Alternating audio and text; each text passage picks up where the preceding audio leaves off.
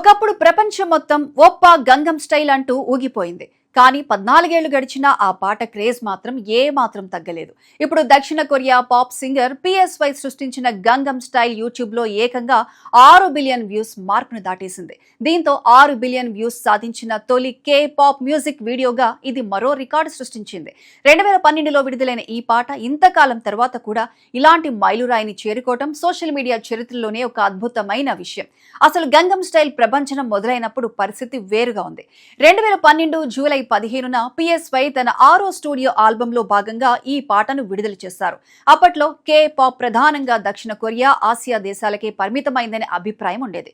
కానీ PSY మాత్రం ఒక విచిత్రమైన dance, funny expressions, catchy beat తో ప్రపంచాన్ని తన వైపు తిప్పుకున్నారు. ముఖ్యంగా గుర్రపు స్వారీని పోలిన డాన్స్ స్టెప్ ప్రపంచవ్యాప్తంగా వైరల్ అయింది. పాటలోని భాష అందరికీ అర్థం కాకపోయినా డాన్స్ మాత్రం అందరికీ కనెక్ట్ అయింది. ఇదే ఈ పాట గ్లోబల్ సక్సెస్ కు ప్రధాన కారణాల్లో ఒకటిగా చెప్పొచ్చు. ఇక గంగం స్టైల్ కేవలం ఒక వైరల్ పాట కాదు, యూట్యూబ్ చరిత్రను మార్చిన వీడియో. 2012 డిసెంబర్ 21న యూట్యూబ్ లో 1 బిలియన్ వ్యూస్ దాటిన ప్రపంచంలోనే తొలి వీడియోగా ఈ పాట రికార్డ్ సృష్టించింది.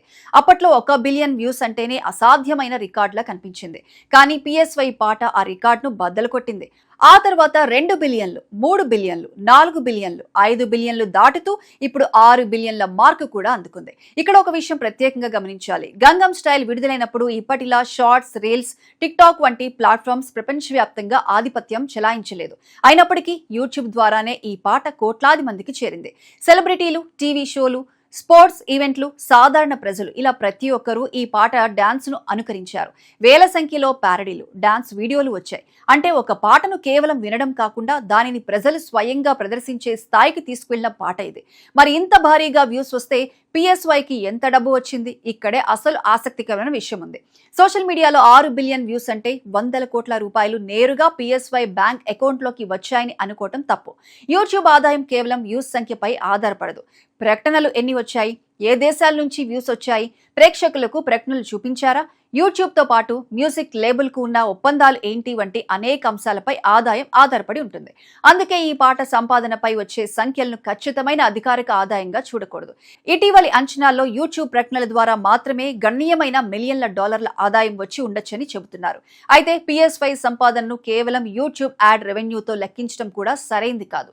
పాట ద్వారా వచ్చిన మ్యూజిక్ సేల్స్, స్ట్రీమింగ్, కాపీరైట్, ఇతర వీడియోల్లో ఉపయోగించినప్పుడు వచ్చే హక్కుల ఆదాయం, బ్రాండ్ ప్రమోషన్స్, అంతర్జాతీయ ప్రదర్శనలు ఇవన్నీ కలిపితే గంగం స్టైల్ ఒక భారీ కమర్షియల్ ఫినామినాగా మారింది. అప్పట్లో యూట్యూబ్ లో ఈ పాటకు సంబంధించిన ప్రకటనల ద్వారా PSY, అతని లేబుల్ కు గణనీయమైన ఆదాయం వచ్చినట్లు నివేదికలు పేర్కొన్నాయి.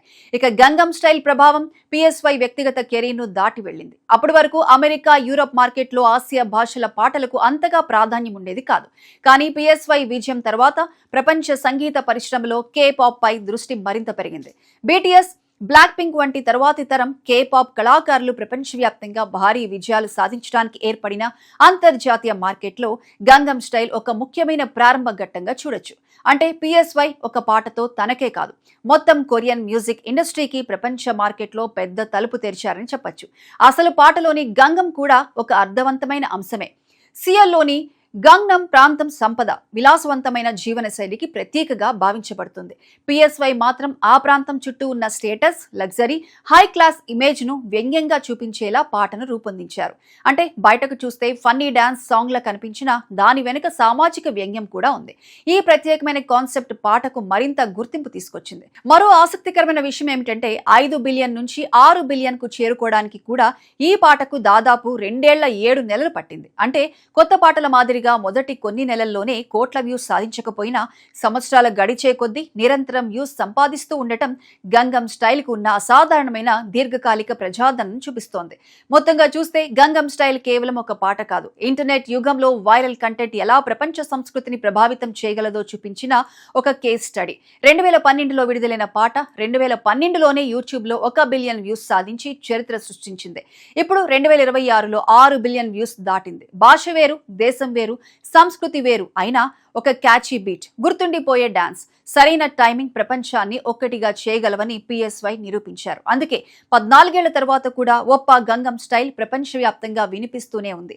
ఒకప్పుడు వైరల్ అయిన పాట ఇప్పుడు డిజిటల్ మ్యూజిక్ చరిత్రలో శాశ్వత రికార్డుగా నిలిచిపోయింది.